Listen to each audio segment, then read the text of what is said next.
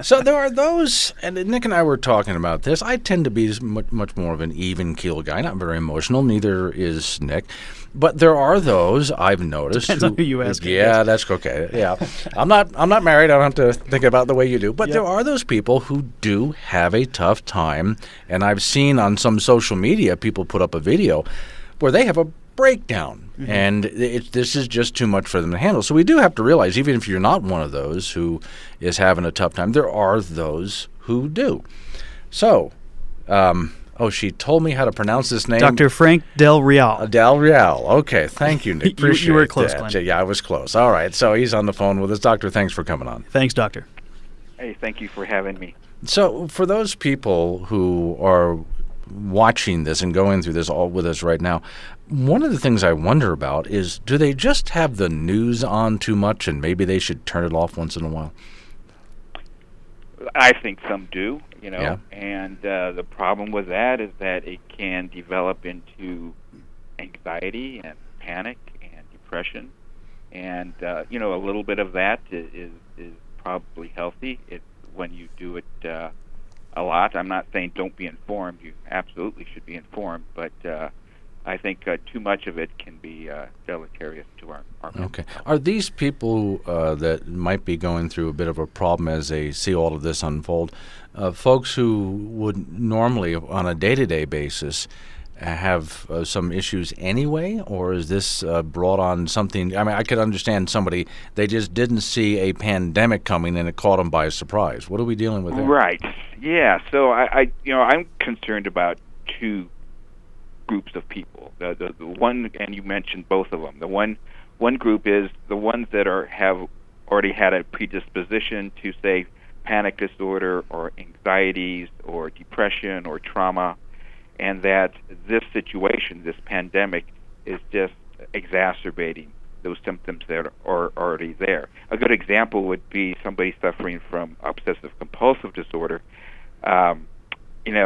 These people tend to be predisposed or overly concerned with germs and washing hands. That's one of their behaviors, is they wash their hands constantly.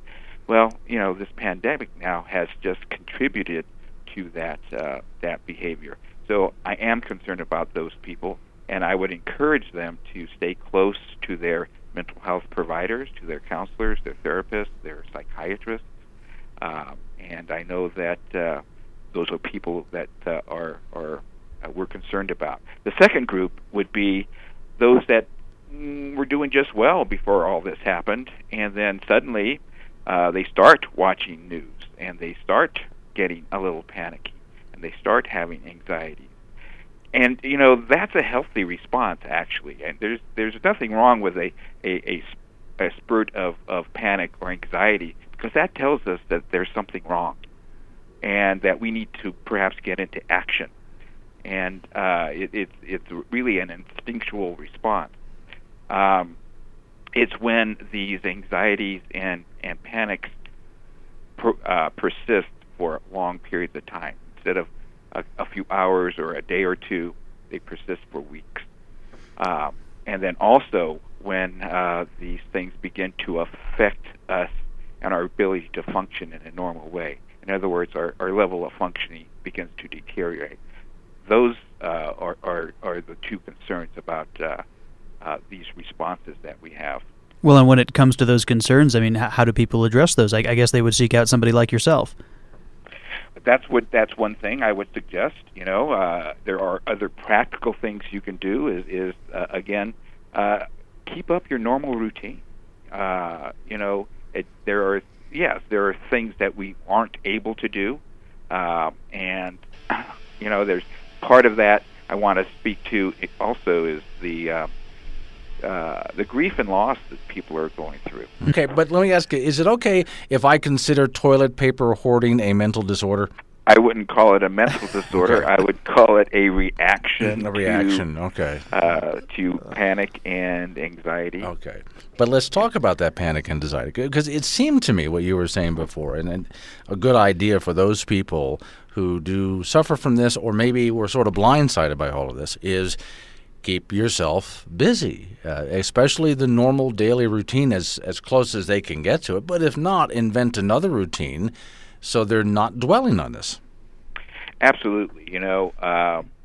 I have searched the web. Thank God for the information technology revolution, because information is at your fingertips. And I have searched websites, and there's a lot of good information out there that by the way, I'd like to mention that at our website, cwcc.us, we are putting together some links and also some electronic handouts that people can have if they go to the website, that should be available in the next couple of days or so. But that will explain what to do. Stick to a routine, make a schedule. Dress for the social life you want, not the social life you have. In other words, get out of bed, take a shower, get dressed as you would normally get dressed. Go outside every day, or be active. For those that are concerned about going outside, be active inside. There are websites such as yoga websites. I go to one free of charge, doyogawithme.com. That hours of free yoga. And trust me, I don't do any yoga that makes me stand up. So these are these are easy things to do, but it keeps you active. It keeps your mind off of things, and stay informed. Just don't become compulsive with it. Doctor, I wanted to ask you. I've got a friend, a coworker, who is at home through all of this. One of the most of us that can work remotely. She is in a risk category. I'm not trying to, give her HIPAA away or anything like that, but she is in a risk category. She has to stay at home, socially isolated, pretty much all day. How do the folks who should be the most concerned about contracting this virus, at greatest risk for adverse health impacts if they get it, how do you manage that stress when you're home alone? Well, exactly. So information technology is fantastic. Stay in contact. And I'll give you a little personal information here. I have a daughter in California. She was positive earlier this week. She's had some symptoms. She's doing well, but we have been able to, my wife, her mother, her brother who is in Singapore, we have all rallied together, and every day, sometimes several times a day, we get on FaceTime, we talk to her, we support, and that reminds me of the simple important things in life, that family's important, staying in contact is important. There are ways to still have social contact without having that in-person contact. Hopefully, this will all pass, and it will all pass. We need to put things in perspective. We need to understand that we will get through this. We've gotten through it before. Whether it was the 1918 flu epidemic that we've gotten through.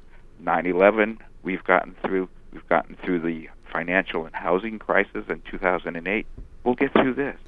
Yeah, I wanted to ask you as well, Doctor. A group of people who are, social gatherings are particularly important for them. The 12-24 Club here in Casper is closed until further notice.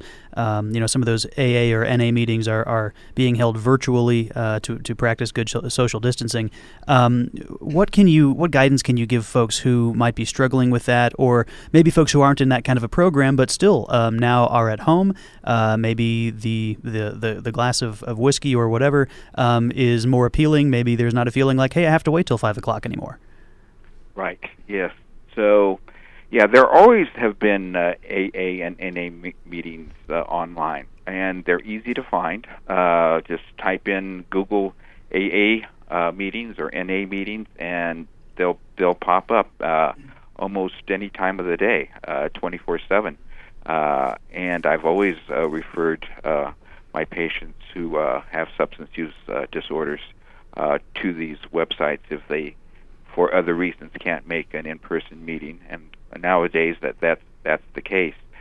There are also other resources. Central Wyoming Counseling Center is open for business. We are struggling. We needed to circle the wagons, and in terms of limited staff, but we are dedicated to be there for people who want to call and talk to somebody. There are other services in town. There's the University of Wyoming Family Practice that I'm affiliated with, and also in Douglas, Solutions for Life. Any county has a community mental health clinic that people can contact. Let's talk about the other side of this, because it's not just a matter of if you think you are suffering, because a lot of people who are going through something like this don't recognize that they're going through something. So it's on everybody else to check in on our friends, recommend help. Where do they find resources? How do they do that? Sure, absolutely. And, for somebody who is in, the worst thing we can do is nothing. And we need to reach out to our friends and to our families who we think may be struggling. And those conversations can be hard to have at times. But they may be the necessary thing in this, what we are calling, a term that I don't like, but the new normal at this point. And have at ready in your hand for somebody you're concerned about a referral, a phone number to our counseling center, or to a private counselor or a therapist. You can find easily online. Psychology Today has a list of therapists here in Casper and in Natrona County that would be available. There are resources out there. They're not hard to find. Okay, Very Doctor, good. thank you for coming on this morning. I appreciate it.